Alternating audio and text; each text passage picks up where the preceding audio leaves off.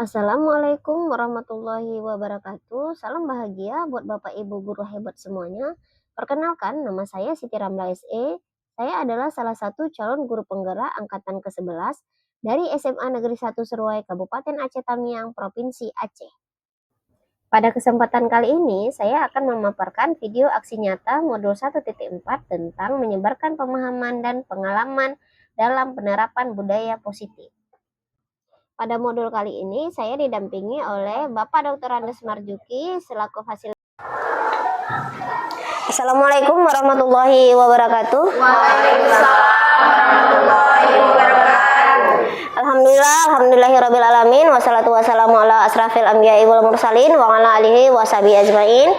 Puji syukur saya ucapkan kehadiran Allah Subhanahu wa taala yang mana pada hari ini kita semua diberi kesehatan, keselamatan, rezeki dan umur panjang agar kita bisa berkumpul semuanya di ruang kita di sekolah ini dalam keadaan sehat semuanya.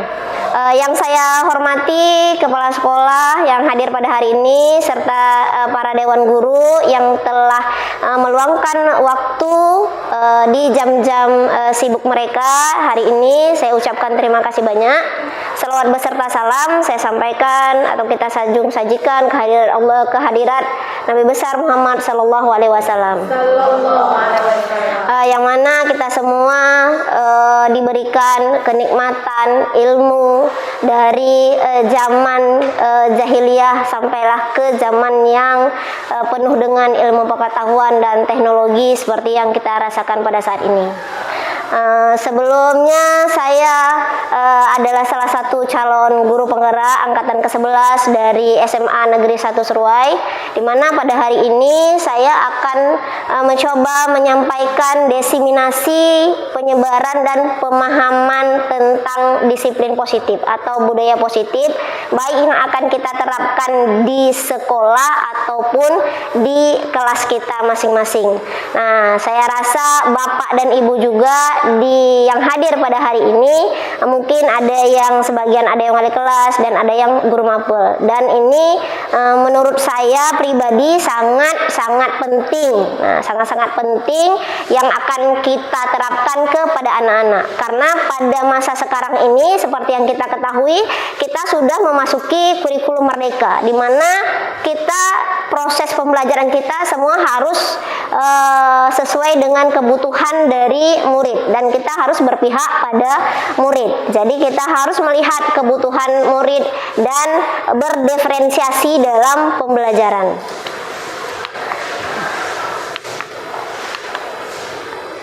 Oke.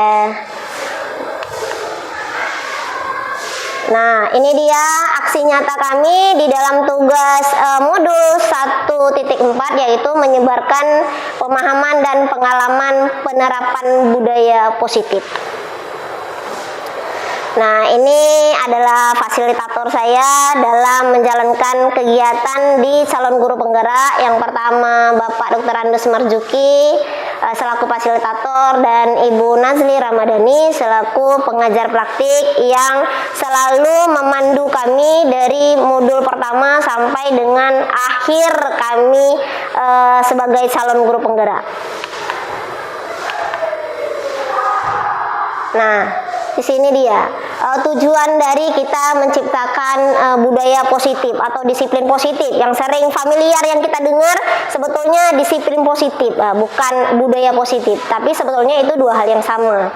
Nah, jadi tujuan kita untuk menciptakan atau mewujudkan disiplin positif, yang pertama menciptakan murid yang merdeka dan mendisiplinkan diri yang kuat. Nah, yang kedua menumbuhkan budaya positif di sekolah dengan nilai-nilai kebajikan universal. Nah, jadi saya mau tanya sedikit dengan ibu-ibu.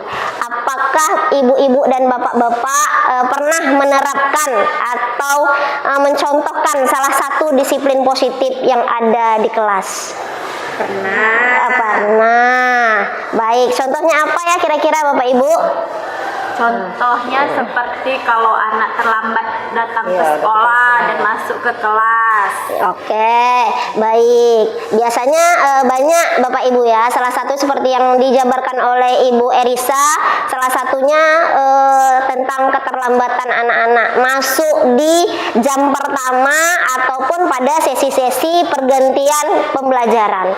Nah, biasanya sering kita jumpai anak-anak yang seperti itu. Berarti mereka telah melanggar salah satu kebajikan, yaitu tanggung jawab. Nah, mereka kurang bertanggung jawab dan kurang disiplin dengan dirinya. Jadi sehingga kita ini sebagai guru harus menuntun dan membimbing mereka untuk menjadi ke arah yang lebih baik.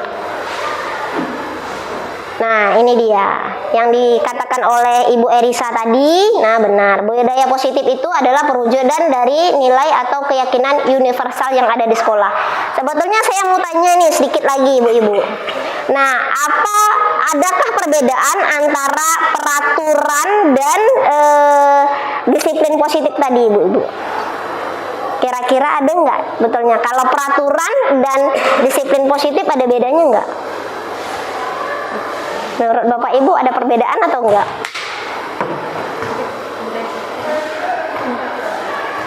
Disiplin positif dan peraturan itu kira-kira ada perbedaan atau tidak?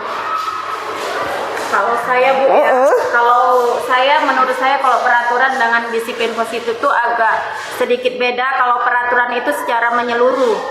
Kalau disiplin positif itu ketika di setiap kelas itu kan sudah ada ya disiplinnya yang mereka buat. Jadi kalau disiplin positif itu menurut kelasnya masing-masing. Dan kalau peraturan itu menyeluruh. Seperti kita di sekolah, peraturan kita kan sudah ada untuk semua kelas. Nah, kalau disiplin positif tidak, menurut kelas masing-masing. Itu menurut saya, Bu. Oke. Baik, terima kasih, luar biasa sekali Bu Erisa telah memaparkan tentang perbedaan antara peraturan dan disiplin positif. Ya, benar. Seperti yang disampaikan oleh Ibu Erisa. Nah, kalau peraturan itu memang lebih identik, Bu, tidak boleh dilanggar. Nah, gitu. Setiap yang dilanggar itu dibuat peraturan, setiap dilanggar pasti ada hukumannya. Tidak konsekuensi. Pasti kita punya hukuman dan mereka pun harus mematuhi. Nah, seperti itu di peraturan. Nah, itu tadi seperti dibilang oleh Ibu Erisa sampaikan itu menyeluruh sampai ke seluruh warga yang ada di sekolah. Nah, tetapi kalau di disiplin positif bisa jadi dia untuk semua warga di sekolah dan ada terkecualinya, ada juga di kelas-kelas yang antara rombel satu dengan rombel yang lainnya yang jelas berbeda, tergantung dari tadi keyakinan kelasnya, tergantung dari keyakinan kelas yang dibuat atas kesepakatan antara guru dan muridnya atau wali kelasnya. Oke. Nah, kita lanjutkan. Nah, ini dia. Jadi dalam penerapan dari budaya positif ini, nah, ini ada materi-materinya, Bu. Ini materi yang akan kita bahas. Nah, selama sesi pertemuan kita ini. Nah, pertama perubahan paradigma belajar, yang kedua disiplin positif, yang ketiga nilai-nilai kebajikan, nah, yang keempat kebutuhan dasar manusia, kelima motivasi perilaku manusia, keenam posisi kontrol guru, ketujuh keyakinan kelas, dan yang terakhir segitiga restitusi. Jadi materinya yang akan kita bahas ini. Ya, ini sebetulnya semua materinya tentang konsep dari budaya positif. Nah, jadi sebetulnya ini sudah sering kita dengarkan gitu. Mungkin sudah sering kita jalankan. Cuma kita belum tahu dia posisi kita adanya di mana, seperti itu. Mungkin sudah sering kita jalankan. Nah, yang dikatakan dengan paradigma baru. Nah, ini paradigma baru pembelajaran sebetulnya. Proses pembelajaran antara yang zaman dulu dengan yang zaman sekarang. Nah, ini profil dari pelajar Pancasila. Nah, atau biasanya kita sebut dengan dulunya filosofi Ki Hajar Dewantara. Nah, di zaman dulu sebelum adanya filosofi atau pemikiran dari Ki Hajar Dewantara, pendidikan di zaman kolonial Belanda, rakyat itu hanya dihajarkan berhitung saja, menulis dan membaca, hanya seadanya saja. Itu pun hanya untuk kepentingan kolonial Belanda. Jadi tidak semua masyarakat bisa mengenyam pendidikan sama seperti di masa kita sekarang ini. Jadi mereka akan memilih orang-orang tertentu yang bisa mereka ajak bekerja sama untuk kemajuan dan keuntungan dari pihak mereka, pihak Belanda. Nah, tapi tidak dengan sekarang. Setelah ada filosofi dari Ki Hajar Dewantara, nah pendidikan itu harus berpusat pada murid sesuai dengan kodratnya, yaitu kodrat alam dan kodrat zamannya. Nah, kodrat itu ada dua, alam dan zaman. Di mana alam itu sesuai dengan yang ada pada diri anak. Jadi kita menyesuaikan dengan anak. Sedangkan dikatakan kodrat zaman itu sesuai dengan ilmu pengetahuan dan teknologi saat ini. Nah, di mana setiap anak itu mereka akan berusaha untuk mencapai keselamatan dan kebahagiaan yang setinggi-tingginya, baik sebagai manusia ataupun sebagai anggota masyarakat. Jadi kita sebagai guru, disitulah tugas kita untuk memandu dan menuntun mereka serta membimbing mereka untuk mencapai kebahagiaan mereka. Biasa yang sering kita sebut dengan cita-cita, apa yang mereka impikan untuk di masa depan.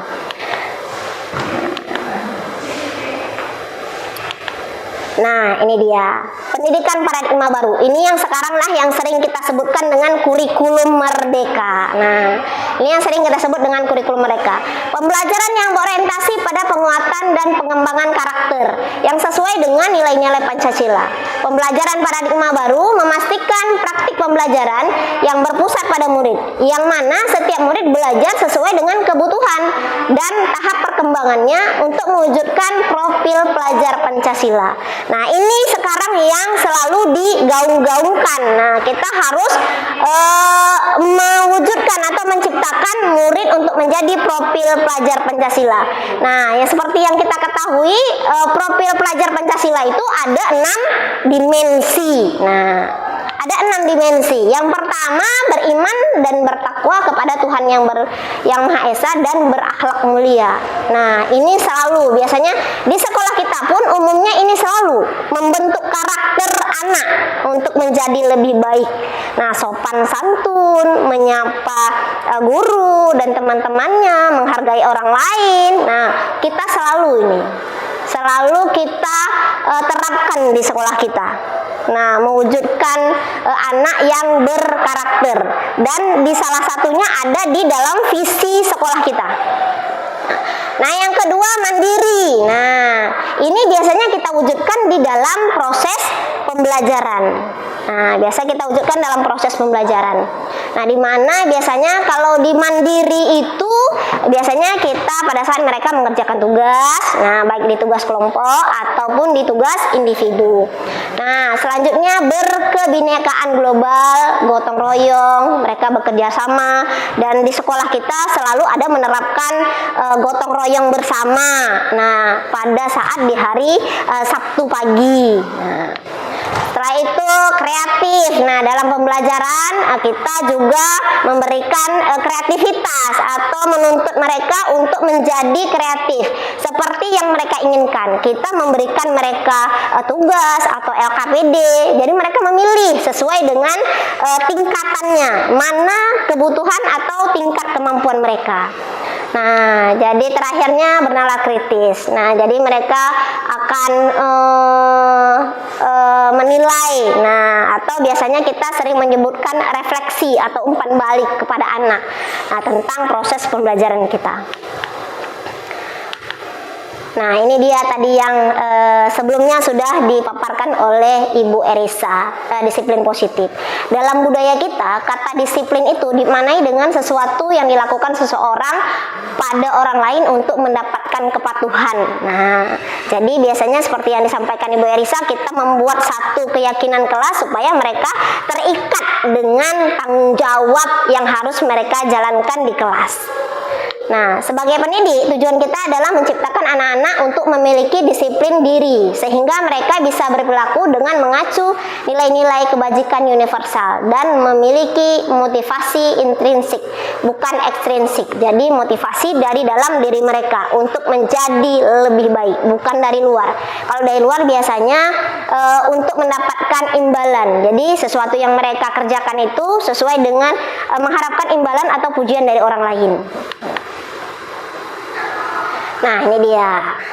Nah, disiplin positif merupakan salah satu cara penerapan disiplin untuk bertujuan untuk menumbuhkan kesadaran anak untuk melakukan sesuatu tanpa hadiah, ancaman atau hukuman. Seperti yang Ibu Erisa sampaikan tadi, biasanya kita kalau disiplin positif di kelas itu kita tidak anak-anak sesuai dengan keyakinan mereka. Jadi kita akan menanyakan tentang apa yang mereka yakini dan yang mampu mereka jalankan, peraturan atau keyakinan yang ada di kelas mereka. Jadi kita tidak ada pemaksaan.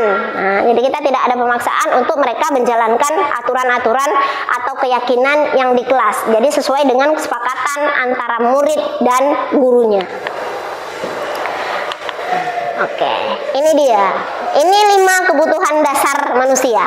Ini semua sebetulnya sudah ada sama kita. Mungkin hanya saja kita tidak tahu pengompokannya itu adanya di mana posisi kita. Nah, ini kebutuhan dasar ini yang penting sebetulnya ada sama kita sebagai guru dan juga sebagai murid dan juga murid. Nah, yang pertama kesenangan. Nah, ini kebutuhan yang pertama itu kesenangan. Ya, di mana kita bisa bermain, humor, antusias dengan teman-teman. Nah, jadi ada kita saatnya kita bermain, berkumpul bersama teman-teman untuk mencari kesenangan kita. Jadi murid itu juga mereka juga memiliki 5 kebutuhan ini.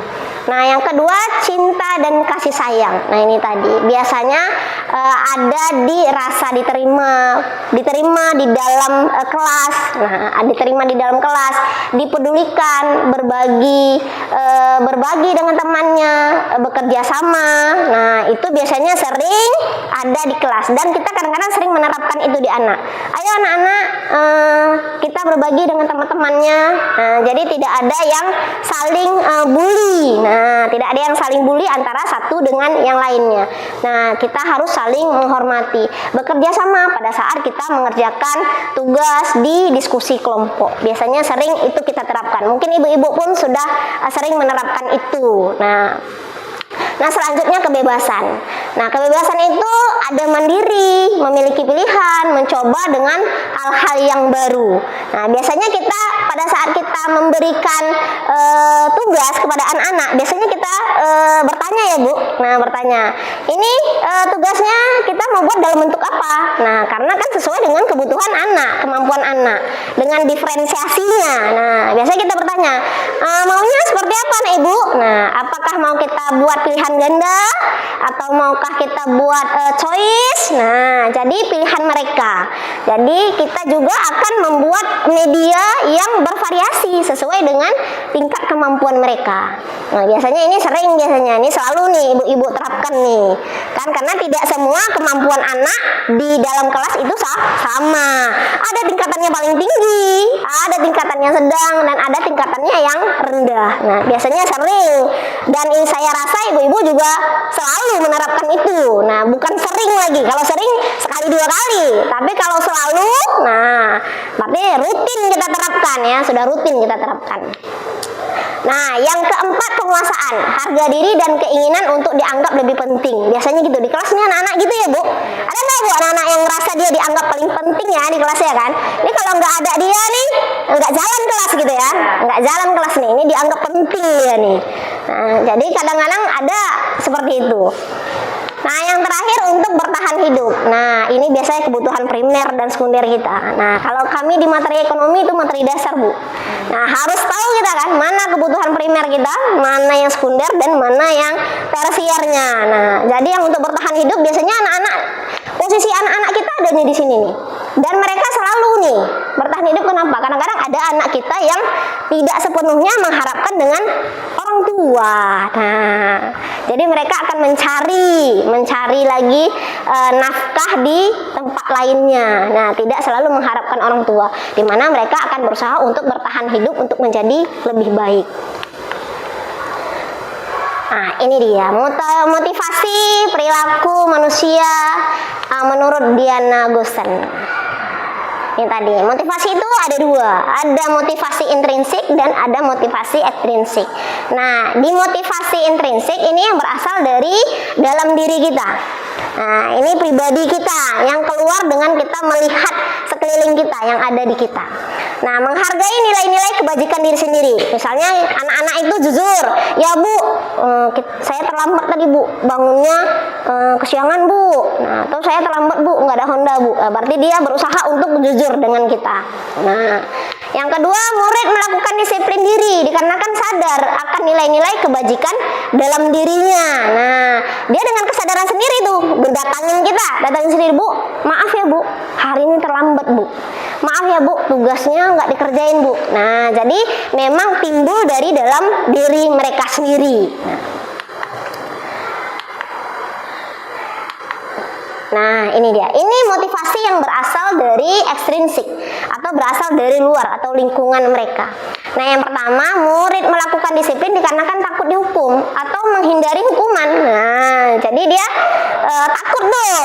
Nah, jadi dia melakukan sesuatu disiplin itu karena takut dihukum. Alah, malas nanti kalau aku buat ini nanti kena hukum nih. Nah, jadi dia menghindari supaya menghindari tindakan atau takut dihukum sama gurunya. Jadi mau nggak mau tuh dia ngikutin aturan yang ada. Padahal itu bukan keyakinan dia. Nah, itu bukan keyakinan dia. Walaupun kadang-kadang keyakinan itu dibuat secara bersama. Nah, kadang-kadang anak kurang mau mengungkapkan isi hatinya.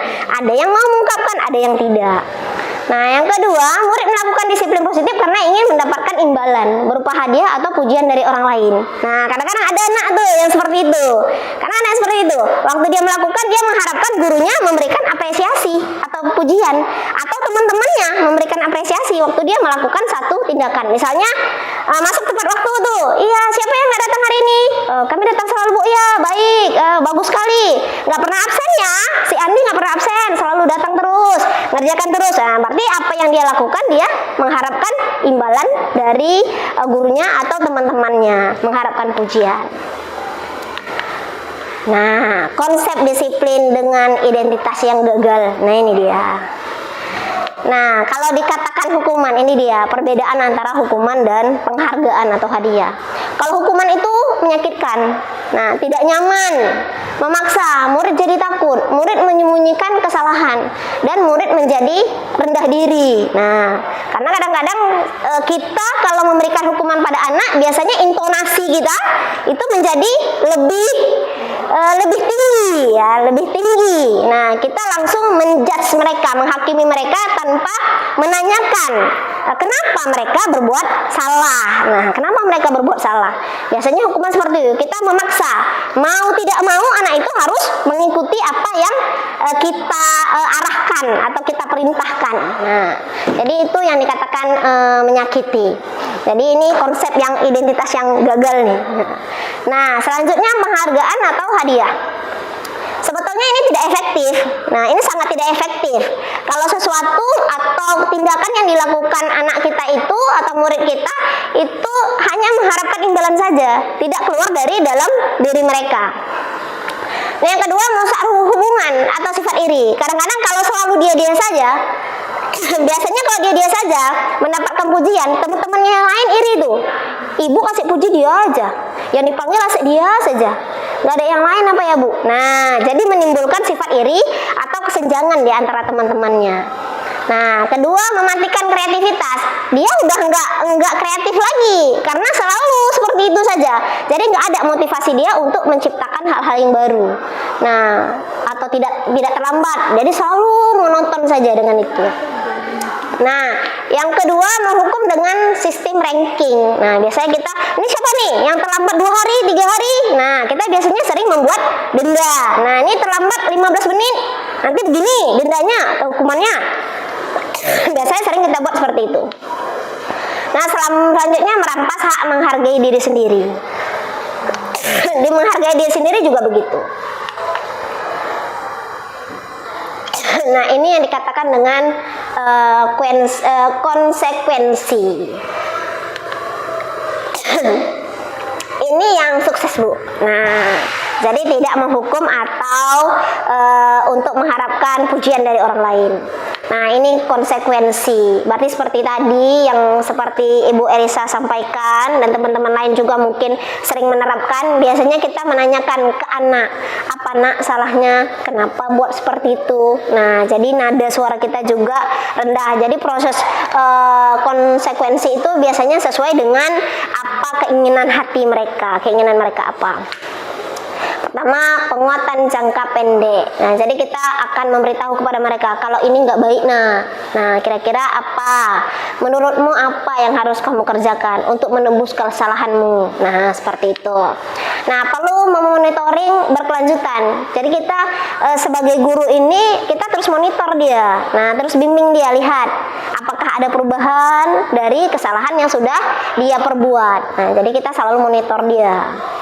Jadi biasanya jabatan wali kelas itu biasanya yang lebih fokus tuh. Kalau guru mapel agak kurang fokus, tapi kalau guru wali kelas biasanya itu lebih fokus dia ke anak-anaknya pada saat anak-anak melakukan aktivitas, baik dengan guru mapelnya atau dengan wali kelas sendiri.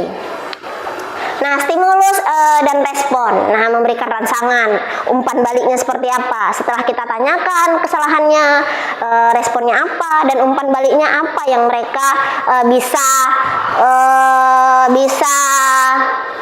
mereka tebus atau mereka ajukan untuk menebus kesalahan mereka. Nah, selanjutnya murid menghormati peraturan. Nah, ini tadi seperti yang disampaikan tadi, beda peraturan dengan kedisiplinan. Nah, jadi mereka sudah disiplin, mereka lagi berusaha untuk menjaga atau mematuhi aturan yang sudah ada, yang sudah dibuat oleh sekolah. Jadi kalau peraturan itu lingkupnya lebih besar daripada yang disiplin tadi.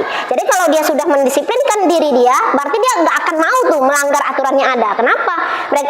Dia tidak akan mau dirinya untuk dihukum. Nah, itu tadi. Jadi itu sangat menghindari. Nah, di restitusi. Nah, murid bertanggung jawab atas perilakunya. Nah, ini dia. Kalau dibilang murid bertanggung jawab atas perilakunya, setiap apa yang dikerjakannya, biasanya kita tanya, apa nak? Kenapa buat seperti itu? Nah, jadi dia harus bertanggung jawab. Tadi nilai-nilai kebajikan yang sama dia, berarti harus ada nilai bertanggung jawab. Nah, tanggung jawabnya. Jadi biasanya kita pun selalu tuh menerapkan tanggung jawabnya mana pada saat mereka tidak mengerjakan PR. Nah, harusnya kumpulnya besok nih. Waktu kita masuk nggak mengerjakan PR, kita tanya kenapa nak. Nah, kita mengajak mereka berdiskusi untuk menuntut rasa tanggung jawab mereka. Nah, fokus pada pemecahan masalah. Nah, biasanya kita fokus tuh masalahnya ada di mana tuh. Alasan terlambatnya apa? Telat bangun kah? Nah, dan kita akan menanyakan kenapa telat bangun? Ada solusinya nggak supaya jangan telat bangun? Apa yang harus kamu kerjakan supaya jangan telat bangun? Biasanya kita akan mencari solusinya dan kita bertanya dengan dia, apa solusi yang harus dia kerjakan untuk mengurangi. Nah, untuk menguranginya tadi. Nah, murid menghormati dirinya dan orang lain. Nah, saling menghormati baik dengan dirinya, teman sejawat ataupun guru yang masuk ke dalam kelasnya ataupun rekan-rekan guru yang ada di lingkungan sekolah, tidak hanya guru mapel sendiri. Dan kita wajib sebagai guru mengingatkan mereka, orang yang lebih tua itu dihormati walaupun dia bukan guru masuk ke dalam kelasnya. Nah, selanjutnya teori kontrol diri, teori kontrol dirinya memegang kontrol. Murid bersemangat dan memperbaiki kesalahan. Nah, itu tadi. Itu namanya restitusi. Oke. Nah, konsep disiplin dengan pendekatan restitusi, sebuah cara menanamkan disiplin pada murid. Nah, di sini biasanya kita jarang ya Bu menerapkan restitusi itu. Biasanya kita lebih sering posisinya menghukum ya. Nah, jarang kita menanyakan kesalahan. Atau biasanya jarang kita, kenapa harus seperti itu? Ini hukuman pun adanya pada kita, bukan di anak, bukan pada anak. Kemampuan anak seperti apa? Biasanya kita tidak mau tahu. Nah, pokoknya mereka harus menjalankan ya apa yang kita perintahkan. Oke, nah ini dia. Dari tadi saya ngomong terus Bu ya, restitusi apa sih? Restitusi itu, ya kan? Dari tadi saya ngomong sebetulnya restitusi itu apa sih Bu? Saya restitusi saja dari tadi ya kan? Nah, ini dia Bu. Restitusi adalah proses kolaborasi yang mengajarkan murid untuk mencari solusi masalah mereka dan membantu murid berpikir tentang orang seperti apa yang mereka inginkan dan bagaimana mereka harus memperlakukan orang lain. Nah, itu dia. Itu yang dibilang restitusi.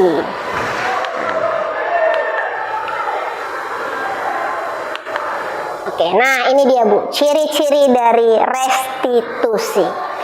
Nah, yang pertama menguatkan dan berfokus pada murid. Biasanya kita waktu salah satu murid itu melakukan kesalahan, kita harus fokus muridnya melakukan kesalahan yang mana. Nah, jadi kita fokus dengan satu masalah. Gimana cara menyelesaikannya, mengapa dia melakukannya. Jadi kita harus fokus sama masalahnya dan solusinya apa. Nah, yang kedua, fokus pada karakter, bukan tindakannya. Kenapa karakternya seperti itu? Waktu dia melakukan kesalahan itu, kenapa karakternya seperti itu? Apakah memang dari rumahnya, nah, atau lingkungan sekitarnya? Apa masalahnya yang bisa menimbulkan dia melakukan tindakan yang salah? Belajar dari kesalahan, bukan menebus kesalahan. Nah, biasanya kita jarang tuh.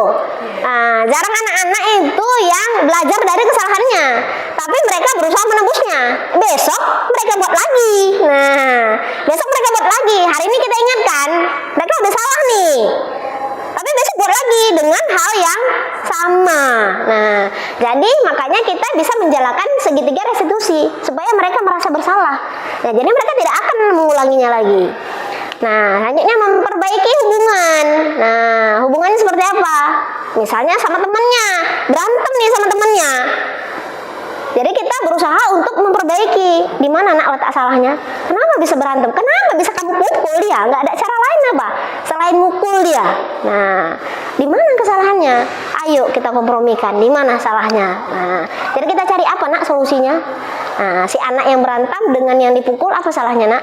Di mana solusinya? Apa yang bisa kamu perbaiki dari tindakan yang sudah kamu lakukan waktu kamu mukul dia? Nah, jadi kita saling bertanya di situ tadi, menjaga hubungan baik. Selanjutnya menuntun untuk melihat ke dalam dirinya. Betul nggak sih dalam diri dia tuh memang sengaja memukul gitu? Nah, memang ada jiwa kerasnya tuh enggak gitu? Atau karena kesel Bu, kesel nih Bu. Di rumah pun saya kalau udah kayak gini Bu, saya hajar aja. Nah gitu. Jadi kita harus melihat karakter yang ada dalam diri anak. Apakah memang tingkah laku dia kasar? Nah, atau memang hanya bawaannya saja. Melihat lingkungan sekitar, orang kalau berantem hajar aja. Nah gitu. Jadi kita harus melihat dari dalam diri mereka. Nah, mencari kebutuhan dasar yang mendasari tindakannya. Yang tadi, 5 kebutuhan dasar tadi. Apa alasan dia? Apakah mukul itu karena kesenangan, gangguin teman? Nah, apakah karena kesenangan tuh? Asal berantem sedikit, pukul teman. Kenapa? Karena dia merasa senang. Nah, waktu dia mukul teman itu, humor Bu, main-main Bu. Nah, tadi pertama main-main Bu, rupanya kelewat main gitu kan. Nah, saya hajar aja Bu. Nah, jadi dia ada 5 kebutuhan dasar tadi yang mana sebetulnya mendasari dia melakukan tindakan itu. Apakah untuk bertahan hidup? Apakah untuk mencari kesenangan? Ataukah untuk cinta dan kasih sayang? Saya rasa kalau mukul enggak ya Bu? Enggak sayang deh sama temannya kan. Orang main pukul aja deh, berarti enggak sayang deh sama temannya. Oke. Nah, selanjutnya ini dia. Ada salah satu perbedaan contoh kasus antara hukuman, konsekuensi, dan restitusi. Nah, yang dikatakan hukuman. Nah, ini sering Bu biasanya. Saya juga begitu. Nah, ternyata tidak sering Bu. Saya juga begitu. Nah, murid disuruh berdiri di depan kelas selama 15 menit. Biasanya kalau dia nggak buat tugas, udah saya kasih, dan disuruh tugas besok kumpul ya. Waktu kita masuk nggak kumpul juga dia. Apa hukumannya anak-anak? Berdiri Bu, depan kelas 15 menit. Nah, biasanya sering itu hukuman.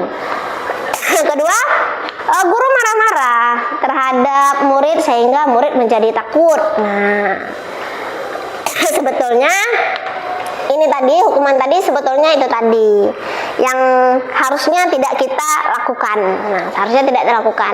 Ini contoh kasusnya murid datang terlambat. Yang ketiga, murid disuruh menulis saya tidak akan terlambat lagi sebanyak 100 kali. Ada nggak ibu-ibu? Tidak. Nggak ada ya? Tadi gue ibu karena kebanyakan. Karena kebanyakan. Oke. Nah, yang kedua konsekuensi. Konsekuensi pada saat murid datang terlambat, yang pertama, guru memberikan konsekuensi tetap untuk berada di kelas selama jam istirahat. Berarti kamu kan nggak masuk nih, datang terlambat tadi, materinya sudah jalan nih, sudah lewat. Nah, berarti tugas kamu mengerjakan lagi materi yang sudah kita bahas selama jam istirahat. Nah, jadi kita memberikan konsekuensi yang harus dia jalankan.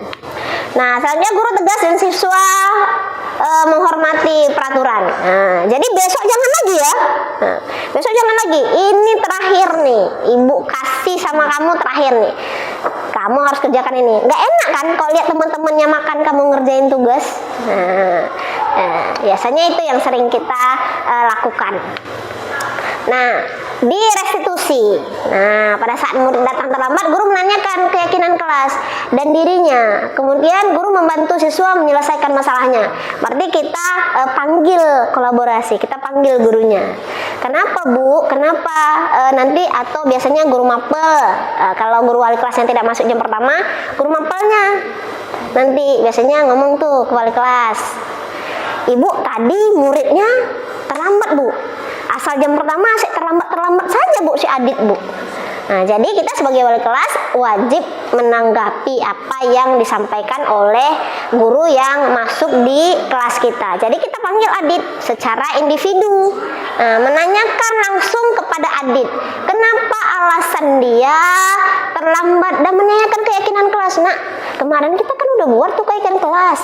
Memanglah kita semua ini kan manusia tidak ada yang sempurna. Nah, manusia tidak ada yang sempurna.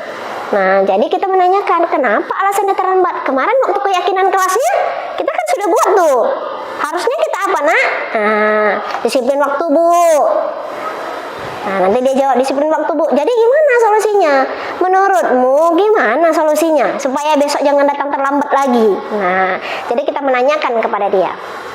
Nah, guru terbuka dan siswa menghormati dirinya dan orang lain. Nah, tadi kita memanggil dia secara langsung. Kita menanyakan dia secara langsung bagaimana cara dia menyelesaikan masalahnya. Jadi kita harus terbuka dengan anak. Nah, ini dia posisi kontrol guru. Ini biasanya sering salah paham ya Bu. Nah, biasanya kita Bapak Ibu kita sering salah paham di teori kontrol ini. Nah, miskonsepsi tentang teori kontrol atau posisi kontrol guru. Nah, ilustrasi guru itu bisa mengontrol murid karena posisinya ada di kita. Kita bisa megang kendali gitu, megang kendali atas murid kita. Nah, semua penguatan positif efektif dan bermanfaat. Nah, padahal tidak semuanya. Seperti tadi, hukuman tidak efektif karena anak-anak bakalan takut. Nah, anak-anak bakalan takut dengan kita. Nah, kritik dan membuat rasa bersalah mampu menguatkan karakter. Menurut Ibu, kira-kira kritik dan rasa bersalah mampu nggak menguatkan karakter anak? Nah, kayaknya enggak ya Bu. Nah, kayaknya enggak ya kan. Makin bandel ya kan. Kalau kita kritik, ini salah nih. Ini nggak benar nih. Menurutnya ini nggak benar nih. Tambah kita kritik anak, biasanya dia tambah jadi kurang familiar, kurang jadi kekeluargaan, kurang berteman sama kita, kurang akrab dengan kita. Dan itu nggak bisa membuat karakter dia untuk jadi lebih baik. Nah, rasa percaya dirinya mungkin bakalan jadi kurang. Nah, jadi kurang dia rasa percaya dirinya.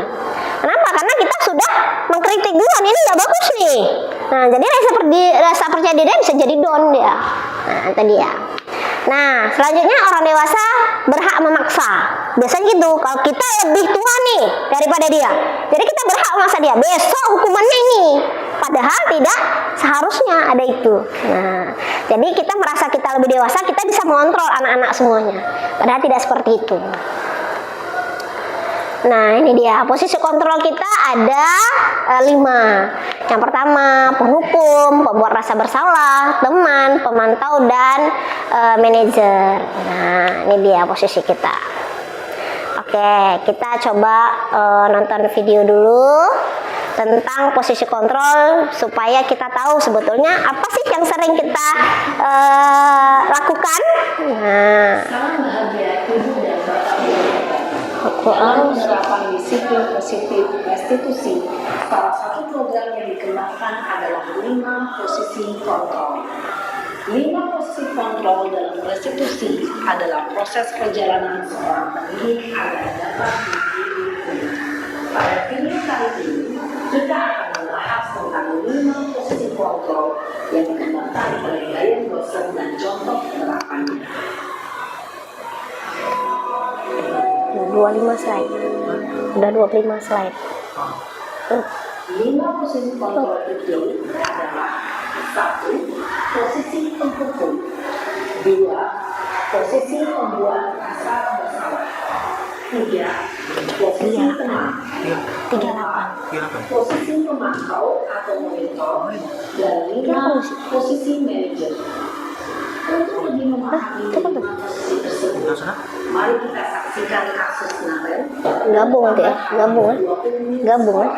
Lihat bagaimana 5 posisi kontrol dalam menghadapi masalah tersebut.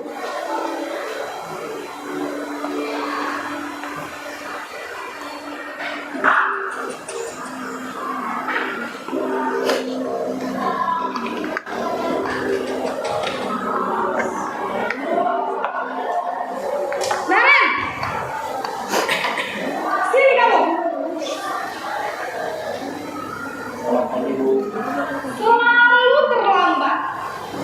Kamu deh, pasti terlambat. Maaf Bu, saya Apa? Apa coba? Alasan kamu apa lagi? Ngapain sih kamu bisa terlambat? Malas sekali ya kamu jadi anak. saya Dasar pemalas. Gak kapok-kapok sih kamu. Sudah berapa kali terlambat? Sana, kamu keliling lapangan basket 2 kali. kenapa saya harus keliling lapangan basket Bu? Kenapa? Kamu mau lawan ibu? Berani-beraninya jawab. Sudah terlambat, masih berani jawab pula. Sekarang, keliling lapangan basket 5 kali sekalian. Biar kapok. Cepat. Pergi sana ke lapangan basket. Posisi penghukum biasanya berbicara dengan nada tinggi, menghardik, menunjuk-nunjuk, menyakiti, dan menyindir. Hukuman bisa berupa fisik maupun psikis. Ibu dan bapak guru hebat. Dampak yang terjadi pada murid ketika guru berada pada posisi penghukum adalah murid cenderung akan memberontak, bahkan menyimpan dendam.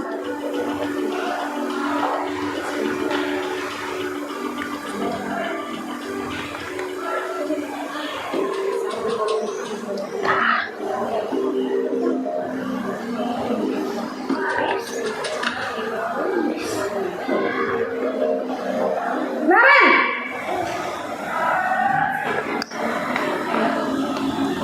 Selamat pagi Bu. Naren. Kamu kenapa terlambat lagi, nak? Ya Tuhan, Naren. Kamu senang ya bikin ibu susah ya? Kalau kamu terlambat lagi, nanti ibu yang ditegur bapak kepala sekolah, nak. Disangka ibu tidak bisa membina kamu. Duh, gimana ini? Maaf Bu, Duh, Gusti Naren. Kamu suka ya kalau ibu ditegur bapak kepala sekolah?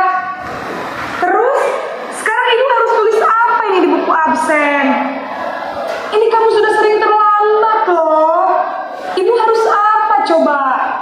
maaf Bu, maaf sekali. Ya sudah, lain kali jangan bikin ibu susah lagi ya nak ya. Ibu tidak akan kuat lagi kalau kamu begini terus. Bisa jantungan kalau ibu ditegur bapak kepala sekolah. Sana cepat ke kelas. Maaf ya Bu, maaf sekali. Posisi pembuat rasa bersalah berbicara dengan nada tenang, cenderung lembut. Namun kata-kata yang diutarakan membuat murid merasa menjadi orang yang gagal, memandang buruk dirinya sendiri, merasa tidak berharga, dan tidak sanggup membahagiakan orang lain. Ketika guru mengambil posisi pembuat rasa bersalah, murid akan menganggap dirinya yang bersalah dan ia akan menyimpan emosi negatif tersebut di dalam dirinya.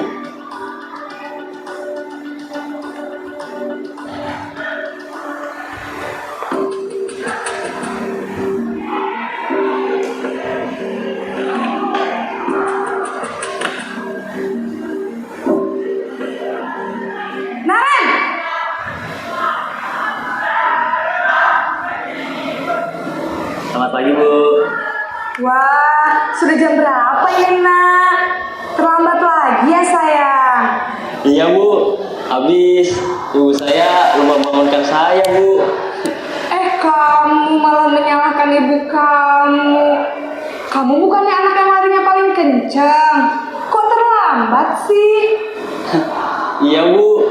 Saya memang terlambat bangun tadi. Jadi, biarpun saya lari kencang, tetap gak kekejar, Bu. Ya sudah sana. Nanti lain kali larinya lebih kencang lagi ya. Biar gak terlambat lagi. Bikin senang ibu. Demi ibu. Bisa kan? Bisa lah, Bu. Ya sudah sana masuk kelas. Ibu beresin urusan absen kamu. Kamu ini ada-ada saja. Dalam posisi tenang, guru berbicara dengan nada suara ramah, akrab, cenderung bersenda gurau untuk menjaga suasana tetap santai.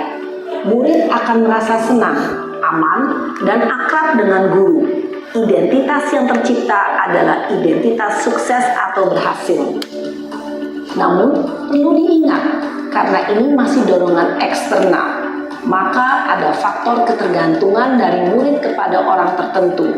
Di sini, guru absennya, sehingga di lain waktu, murid bisa berperilaku baik, namun hanya kepada orang-orang tertentu saja.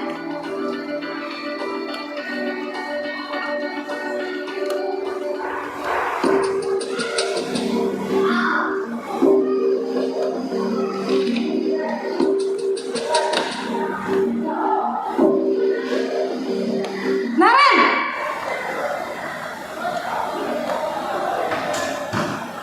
Selamat pagi, Bu.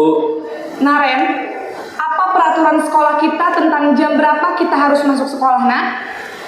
Kita harus di sekolah jam 7, Bu. Iya betul, sekarang sudah jam 7.20. Naren sudah tahu konsekuensinya jika terlambat hadir. Paham, Bu. Saya harus tinggal kelas pas jam istirahat selama 20 menit. Iya benar, konsekuensinya demikian. Jadi nanti jam 9.30 pas istirahat, kamu harus tinggal di kelas, kerjakan tugas tambahan untuk ketertinggalan kamu, ya? Baik, Bu. Posisi pemantau mengandalkan penghitungan atau data untuk mengontrol murid. Guru mengarahkan murid berdasarkan peraturan dan konsekuensi. Seorang pemantau menunjukkan bahasa tubuh dan ekspresi wajah yang datar dan cenderung formal.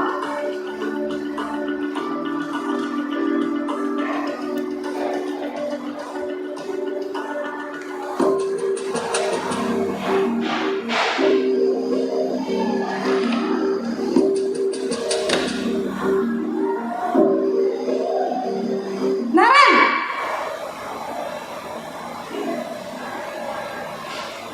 Selamat pagi, Bu. Selamat pagi, Naren. Maaf, Bu. Saya terlambat. Iya, sekolah masuknya jam 7, sekarang sudah jam 7.20. Jadi sekarang bagaimana ini, Naren? Maaf, Bu. Saya lupa setel alarm saya semalam. Baiklah, menurut kamu, keyakinan sekolah yang mana yang perlu kamu tingkatkan? Menghargai diri sendiri dan orang lain mungkin ya, Bu.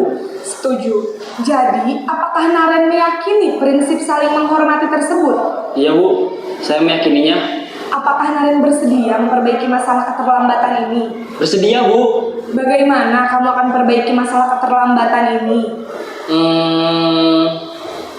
Saya akan coba untuk tidak lupa menyetel alarm saya, Bu. Baik, kalau Naren lupa menyetel alarm di rumah, ada orang yang kira-kira bisa bantu mengingatkan tidak? Ada, Bu. Kakak saya, Kak Emma. Ada lagi selain Kak Emma? Selain Kak Emma, ada ibu saya. Baik, jadi yang mengingatkan Naren adalah Kak Emma dan ibu kamu ya? Kira-kira akan mulai setel alarm kapan nih, Naren? Setelah pulang sekolah, akan segera saya lakukan.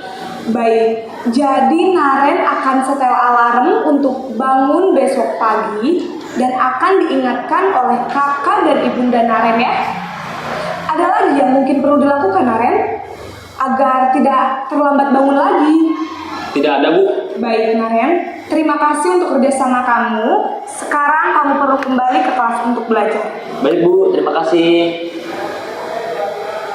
Posisi manajer adalah posisi kontrol yang disarankan untuk membimbing murid memiliki sikap disiplin yang positif, yaitu murid yang mandiri, bertanggung jawab, dan dapat memecahkan masalah.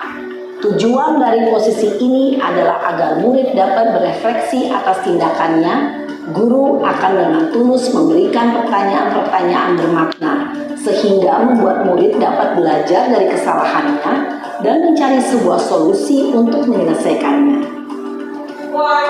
Ibu dan Bapak guru hebat, setelah mengamati adegan kelima posisi kontrol tadi, kira-kira posisi mana yang paling ideal?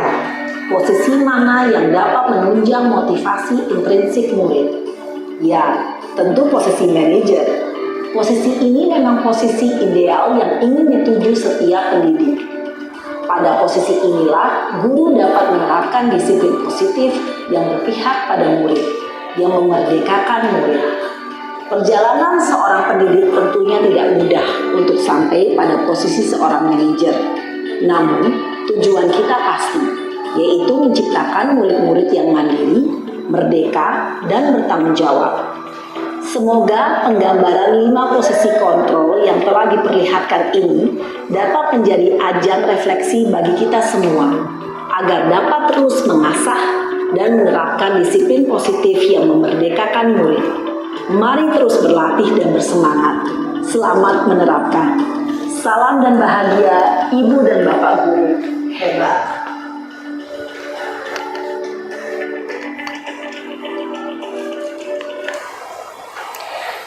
Nah, baik Bapak Ibu, semuanya tadi kita telah menyaksikan salah satu video yang sering. Nah, sering biasanya kasusnya ada di kelas maupun di sekolah kita. Kasus datang terlambat ke sekolah. Nah, ada juga ini contoh kasus murid tidak memakai atribut lengkap saat upacara. Sering ya Bu? Sering. Wah, itu sering. Nah, murid sering sekali biasanya. Nanti ada yang pakai topi nggak pakai dasi. Ada yang pakai tali pinggang, bukan tali pinggang bukan tali pinggang hitam, tapi berwarna. Nah, biasanya sering tuh anak-anak kita. Nah, di sini dia. Yang pertama, kalau posisi kita di posisi penghukum. Nah, kalau di posisi penghukum, nah biasanya kita akan menghukum mereka, patuhi aturan sekolah, lalu berdiri berbaris. Biasanya kita bariskan anak-anak yang tidak memakai atribut. Ya, kita pisahkan dia dari barisannya biasanya ya Bu. Ya, kita pisahkan mereka dari barisannya untuk berbaris. Nah, ada juga posisi merasa bersalah. Berapa kali Bapak atau Ibu bilang sama kamu, Bapak kecewa atas kesalahan yang kamu ulang kembali. Biasanya kita sering bilang tuh, minggu kemarin kamu lagi Adit, minggu kemarin juga kamu juga, minggu kemarin kamu nggak pakai topi, minggu ini kamu nggak pakai dasi, minggu depan kamu nggak pakai apa lagi, kayaknya kamu saja. Nah, kita biasanya sering mengucapkan kata-kata seperti itu. Nah, kalau pada saat posisi kita sebagai teman, biasanya kita mengajak dia berbicara. Nah, jadi kita bisa ayolah yang tertib, buat Bapak Ibu guru bangga. Kali ini tidak apa-apa berbuat salah, tapi besok jangan ulangi lagi ya. Nah, itu menunjukkan posisi kita sebagai teman. Sedangkan posisi kita sebagai pemantau, biasanya apa Bapak Ibu? Kalau posisi kita sebagai pemantau, apa yang kita bilang sama mereka? Apa ya yang kita bilang sama mereka? Apa yang kita bilang sama mereka? Kamu kan sudah melanggar peraturan. Nah, kamu kan sudah melanggar peraturan. Apa peraturan sekolah kita? Nah, dan apa sebetulnya yang harus kamu lakukan? Nah, di peraturan sekolah kita kan ada kan pada hari Senin wajib memakai atribut sekolah dengan lengkap. Nah, selanjutnya posisi kita sebagai manajer. Apakah kamu tahu kesalahan kamu? Kita bertanya sama anak yang terlambat. Pada saat anak yang tidak memakai atribut. Apakah apakah kamu tahu kesalahan kamu? Kira-kira bagaimana cara kamu akan memperbaiki kesalahan ini? Nah, berarti kita menanyakan apa keyakinan dia dan bagaimana solusi dia untuk menyelesaikan masalah dia tidak memakai atribut selalu pada hari Senin. Nah, ini dia tentang keyakinan kelas.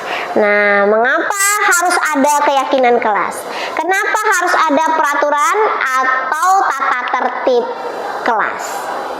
Nah, yang pertama, mengapa kita memiliki aturan memakai sabuk pengaman pada saat baik mengendarai kendaraan roda 4 atau naik mobil? Supaya apa ya Bapak Ibu? Kenapa kita harus pakai sabuk pengaman pada saat kita naik mobil? Supaya aman untuk menjaga keselamatan. Nah, itu merupakan nilai-nilai kebajikan yang ada sama kita, menjaga diri kita. Nah, gitu juga dengan kita pakai helm. Untuk apa kita pakai helm? Nah, untuk menjaga keselamatan kita. Nah, jadi itu ada nilai-nilai kebajikan yang timbul dari dalam diri kita sendiri. Itu dari dalam diri, tidak dari orang lain. Nah, ini ada salah satu proses pembuatan keyakinan kelas selama saya menjadi wali kelas yang ada di kelas 11.6. Nah, yang pertama berdiskusi tentang peraturan kelas atau sekolah dulu, dari lingkup yang besar dulu, baru kita ambil poin-poin yang penting untuk kita ambil di dalam disiplin kelas. Nah, kedua merumuskannya, selanjutnya membuat keyakinan kelas, setelah itu baru kita tempelkan. Kadangkala ada saatnya anak-anak ini atau murid kita tidak semuanya mereka dapat mengingatnya. Jadi harus kita buat satu media yang bisa mengingatkan mereka akan keyakinan yang sudah kita sepakati bersama. Oke, nah ini dia keyakinan kelas yang ada di kelas 11.6. Yang pertama, bertanggung jawab mengerjakan tugas piket. Nah, biasanya setiap pagi di guru mapel dari Senin sampai Sabtu. Nah, biasanya itu pagi-pagi kita pada saat masuk ke dalam kelas kita kontrol dulu piketnya, sudah bersih atau belum. Kita menanyakan kepada anak-anak, siapa tugas piket hari ini? Nah, siapa yang tidak bertanggung jawab atas tugas-tugas piket yang sudah ditentukan atau disepakati bersama. Nah, bersikap tenang saat pembelajaran berlangsung. Nah, biasanya selalu seperti itu. Nanti kalau ada yang ribut, nah nanti kita akan bertanya, kenapa nak ribut kali? Nah, apa kamu punya masalah? Gimana cara menyelesaikannya? Nah, selanjutnya disiplin dan bersikap jujur. Nah, jadi kita pada saat datang atau masuk ke kelas jam berapa, keluarnya jam berapa. Jadi anak-anak tidak keluar masuk. Jadi mereka menjaga ketertibannya di dalam kelas. Bersikap sopan dan menghormati gurunya atau orang yang lebih tua atau juga dengan sesama teman. Nah, selanjutnya sikap tolong menolong pada saat mereka bergotong royong, bekerja sama.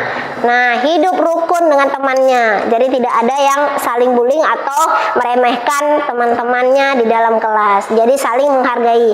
Pada saat untuk mengajukan pertanyaan, mereka akan mengacungkan tangan. Jadi kita belajar menuntun mereka untuk menjaga atau mengikuti kesepakatan kelasnya. Nah, bagaimana pembentukan kesepakatan kelas? Nah, pertama lebih abstrak daripada peraturan. Sedikit saja agar mudah diingat. Gak usah banyak-banyak Bu buat keyakinan kelas.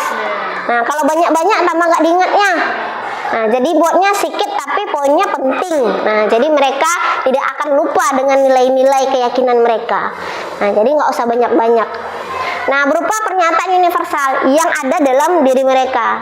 Kira-kira yang rasa tanggung jawab, jujur, nah, kerjasamanya, saling menghormati. Nah, jadi kita sesuaikan dengan kebutuhan anak dan lingkungan kelas kita.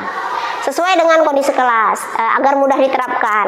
Nah, selanjutnya dibuat dalam bentuk yang positif. Jadi setiap kalimat keyakinan itu jangan pakai kata-kata negatif. Tidak boleh datang terlambat. Nah, jadi jangan menggunakan kata-kata yang negatif. Tidak boleh, jangan. Nah, tapi gunakanlah kata-kata yang positif. Datang tepat waktu.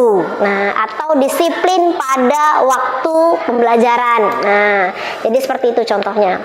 Nah, selanjutnya semua warga dilibatkan pada saat pembuatan. Nah, jadi semua siswa. Jadi kita nanti buat pada saat membuat keyakinan kelas atau kita berikan catatan kepada anak. Ini sekolah ini tuliskan namanya. Menurut kamu apa yang kamu yakini yang ada harusnya di kelas ini? Jadi kita buat sama anak-anak.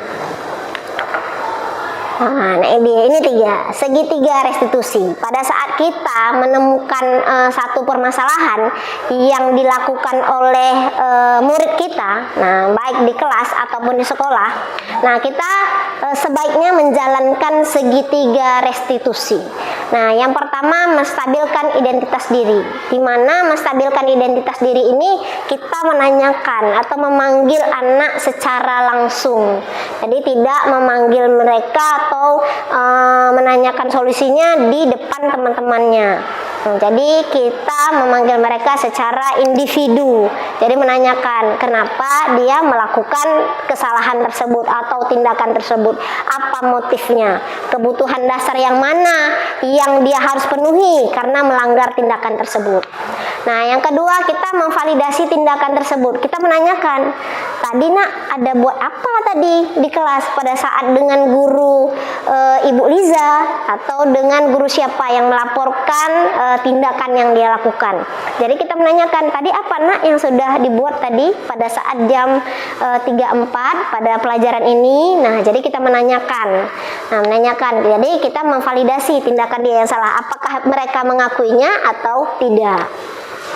Nah, selanjutnya kita menanyakan keyakinan kelasnya. Kita menanyakan keyakinan kelas yang sudah kita buat dengan mereka.